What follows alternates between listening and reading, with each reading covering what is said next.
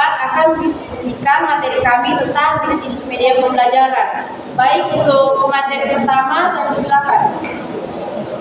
Perkenalkan, nama saya Waden Andre dengan NIM A1M121128. Di sini saya akan membawakan materi Rodatul Jana, yaitu klasifikasi media pembelajaran. Yang pertama, media pembelajaran menurut bentuk bendanya. Media pembelajaran menurut bentuk bendanya dapat diklasifikasikan menjadi dua bagian, yaitu media dua dimensi dan media tiga dimensi. Media dua dimensi yaitu media yang berbentuk bidang datar, hanya memiliki ukuran panjang dan lebar saja. Yang kedua, media pembelajaran menurut perangkatnya. Media pembelajaran diklasifikasikan menurut perangkatnya, dapat dibedakan menjadi perangkat keras dan perangkat lunak. Perangkat lunak adalah isi pesan yang disimpan pada material. Perangkat keras adalah peralatan untuk menyampaikan pesan yang disimpan pada materialis untuk disampaikan kepada audiens. Yang ketiga, media pembelajaran menurut indera penerimanya. Media pembelajaran menurut indera penerimanya terbagi menjadi dua, yaitu media visual dan media audio. Media visual yaitu media yang pesannya hanya dapat diamati dengan indera penglihatan. Media audio yaitu media yang menghasilkan pesan hanya dengan suara saja. Dan keempat, media pembelajaran menurut cara kerjanya. Media pembelajaran menurut cara kerjanya diklasifikasikan menjadi dua, yaitu media proyektabel dan non-proyektabel. Media proyektabel yaitu media yang cara kerjanya dengan menggunakan sistem proyeksi. Sedangkan media non-proyektabel yaitu media yang dapat diamati tanpa menggunakan sistem proyeksi. Selanjutnya, media pembelajaran menurut sifatnya. Media pembelajaran menurut sifatnya diklasifikasikan menjadi media bergerak dan media diam.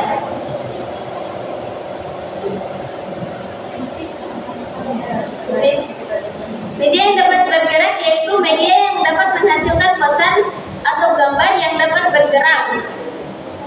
Media diam yaitu pesan yang diperoleh dari media tersebut hanya diam saja, tidak bergerak. Selanjutnya yaitu media pembelajaran menurut kelompok penggunanya. Media pembelajaran menurut kelompok penggunanya dibedakan menjadi media individual, media kelompok, dan media kelompok besar.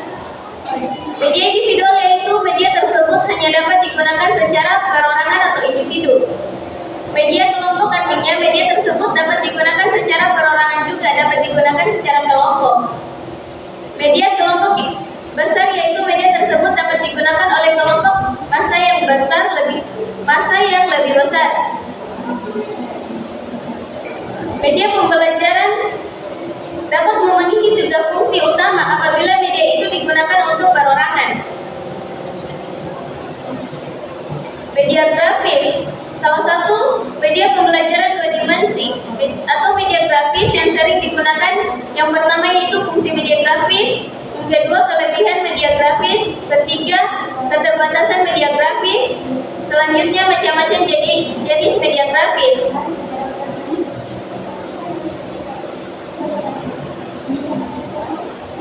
Baik, itu saja yang saya sampaikan. Selanjutnya saya kembalikan pada moderator. Itulah pemaparan materi dari materi pertama. Selanjutnya ke materi kedua, saya sendiri perkenalkan, nama saya Raffiani dengan NIM A1M121094. Di sini saya akan membacakan jenis-jenis media pembelajaran dari buku Muhammad Yaumi. Baik, jenis media pembelajaran jika diketahui tentang berbagai variasi media pembelajaran, tentu banyak sekali jenis media pembelajaran yang sudah dikembangkan oleh para praktisi pendidikan. Menurut ASHA 2011 membagi jenis media pembelajaran ke dalam 4 bagian, yaitu media visual, media audio visual, dan multimedia. Baik, berdasarkan jenis media pembelajaran sebagaimana telah dikutip di atas, maka media pembelajaran dapat dikelompokkan ke dalam bagian seperti yang pertama, media cetak. Media cetak merupakan media sederhana dan mudah diperoleh di mana saja dan kapan saja. Selanjutnya, media pameran. Seperti halnya media cetak, media pameran ini bermacam-macam jenisnya seperti benda nyata dan benda tiruan. Selanjutnya, media audio. Media audio adalah media yang digunakan dalam proses pembelajaran dengan hanya melibatkan indera pendengar serta didik. Dan selanjutnya, media visual.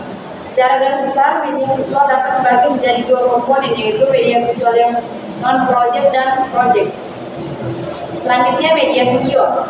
Kata video berasal dari bahasa Latin, yaitu saya melihat. Semua format media elektronik yang menggunakan gambar bergerak untuk menyampaikan pesan dapat disebut dengan video. Selanjutnya, multimedia. Multimedia adalah penggabungan penggunaan teks, gambar, animasi, foto, video, dan suara untuk menyajikan informasi. Multimedia merupakan produk teknologi terakhir yang bersifat digital. Baik, itu saja. Selanjutnya pemateri 3, saya persilakan. Saya akan menjelaskan materi yang jenis karakteristik media pembelajaran dari buku Adi Kristanto. Jenis karakteristik media pembelajaran adalah sebagai berikut. Yang pertama itu media grafis. Media grafis tergolong jenis media visual yang menyalurkan pesan lewat simbol-simbol visual. Grafis juga berfungsi untuk menarik perhatian, memperjelas sajian pelajaran, dan mengilustrasikan suatu fakta atau konsep yang sudah terlupakan. Terus yang kedua, media 3 dimensi. Media 3 dimensi adalah media pembelajaran yang dapat menyampaikan pesan dengan ciri-ciri bertekstur serta memiliki tinggi, lebar, dan bervolume. Selanjutnya, media proyeksi. Media proyeksi terbagi menjadi dua, yaitu media proyeksi diam dan media proyeksi gerak. Media proyeksi diam adalah media yang disajikan dengan rangsangan-rangsangan visual dengan diproyeksikan menggunakan suatu alat proyeksi (OHP). Yang kedua itu media proyeksi gerak, ada dua, yaitu film dan slide PowerPoint. Selanjutnya, media audio atau radio.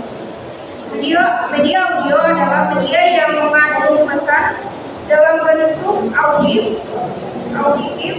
atau pita suara atau piring suara yang dapat merangsang pikiran, perasaan, perhatian, dan kemauan siswa sehingga terjadi proses belajar mengajar. Selanjutnya, media video dan televisi. Menurut Maldino Usauhaidi, Molenda 2008, video adalah penyimpanan atau perekaman gambar dan suara yang penayangannya pada layar televisi. Selanjutnya, komputer multimedia. Komputer multimedia atau CAI mempunyai karakteristik yang sangat luas. Komputer multimedia merupakan suatu kesatuan sistem dari suatu perangkat keras. Yang terakhir itu e-learning, e-learning, dan m-learning. E-learning atau e-learning merupakan suatu teknologi pembelajaran yang relatif baru di Indonesia. Untuk menyederhanakan istilah, maka electronic learning disingkat menjadi e-learning. Itulah penjelasan materi dari saya kembali lagi. Baik, selanjutnya materi 4, saya persilakan. Perkenalkan, nama saya Walia Dinda dengan NIM A1M12114. Di sini saya akan menjelaskan tentang jenis media pembelajaran dari buku Gunawan dan Asmil Aida. Jenis media pembelajaran yang pertama yaitu media berbasis cetak. Media berbasis cetak paling umum dikenal adalah buku teks, bentuk jurnal, majalah, dan lembaran kertas. Dalam media berbasis cetakan terdapat 6 hal yang harus diperhatikan saat merancang, yaitu konsisten, format, organisasi, daya tarik, ukuran huruf, dan penjualan spasi kosong. Yang kedua yaitu media audio. Media audio adalah alat bantu mengajar yang berhubungan dengan bunyi-bunyian atau indera pendengaran. Yang ketiga yaitu media visual. Menurut Sanaki, pada beberapa penelitian, hasilnya menunjukkan bahwa pengajaran akan lebih efektif apabila objek dan kejadian yang menjadi bahan pengajaran dapat divisualisasikan secara realistis, menyerupai keadaan yang sebenarnya. Namun tidak berarti bahwa media harus mempunyai keadaan yang sebenarnya. Jadi media visual adalah alat bantu belajar yang berhubungan dengan indera penglihatan. Jenis media ini berupa gambar, tulisan, maupun objek. Yang terakhir yaitu media audiovisual. Konsep pengajaran media audiovisual berkembang sejak tahun 1990. Menurut Sanaki, media audiovisual adalah seperangkat alat yang dapat memproyeksikan gambar bergerak dan bersuara. Paduan antara gambar dan suara membentuk karakter sama dengan objek aslinya. Baik, itulah yang dapat saya jelaskan. Sekian dan terima kasih. Baik, itulah pemaparan dari kelompok kami tentang jenis-jenis media pembelajaran. Materi sebab kami sebelumnya. Baik, untuk pemateri pertama saya persilakan. Perkenalkan, nama saya Wade Nambe dengan NIM A1N121128. Di sini saya akan menjelaskan materi subbab yang pertama, yaitu mengidentifikasi paragraf deskripsi dan eksposisi dalam hasil observasi. Yang pertama itu paragraf deskripsi. Paragraf deskripsi adalah paragraf yang menggambarkan suatu hal dengan terperinci dan detail, seperti dapat dilihat, didengar, dicium, diraba, dan dirasakan. Yang kedua yaitu paragraf eksposisi. Menurut Kamus Besar Bahasa Indonesia, eksposisi berarti uraian atau paparan yang bertujuan menjelaskan maksud dan tujuan sebuah karangan. Materi yang kedua yaitu mengenal tanda baca dan penulisan kata berbahasa asing dan daerah. Tanda baca atau pungutan menurut KBBI adalah tanda grafis yang digunakan secara konvensional untuk memisahkan berbagai bagian dari satuan bahasa tertulis. Dengan tanda baca, kita dapat menata kata dan kalimat sehingga maksudnya mudah dipahami. Materi selanjutnya yaitu menulis teks laporan hasil observasi. Teks laporan hasil observasi merupakan teks yang berbentuk hasil laporan atau pengamatan yang sudah dilakukan pengamatan berdasarkan langkah-langkah, ciri dan strukturnya yang dimiliki. Sekian dari saya, selanjutnya saya kembalikan pada moderator. Baik, itulah pembacaan subbab pertama dan kedua sampai ketiga. Selanjutnya untuk materi subbab keempat, yaitu saya sendiri perkenalkan, nama saya Rastriani dengan NIM A1M121094. Baik, untuk subbab keempat yaitu mengenal iklan. Iklan merupakan media untuk menyampaikan pesan. Pesan yang disampaikan berupa informasi tentang sebuah produk atau tindakan. Saat membaca sebuah majalah, membuka web, atau pergi ke suatu tempat, kadang-kadang kalian menemukan iklan. Beberapa di antaranya iklan itu mungkin menarik perhatian karena disajikan secara kreatif. Iklan yang kreatif bisa dikerjakan dengan penuh kreatif. Kreatif itu dapat berbentuk gambar yang unik, bentuk yang menarik, atau kata-kata yang mudah diingat. Baik, untuk sebab kelima yaitu menyimpulkan pesan dalam iklan komersial. Pada pembelajaran sebelumnya, kita sudah mengetahui bahwa sebuah iklan memuat informasi lengkap tentang sebuah produk. Iklan yang tidak lengkap akan menimbulkan kebingungan bagi yang membacanya. Hal ini dapat membuat mereka kurang tertarik untuk mengenali produk yang diiklankan.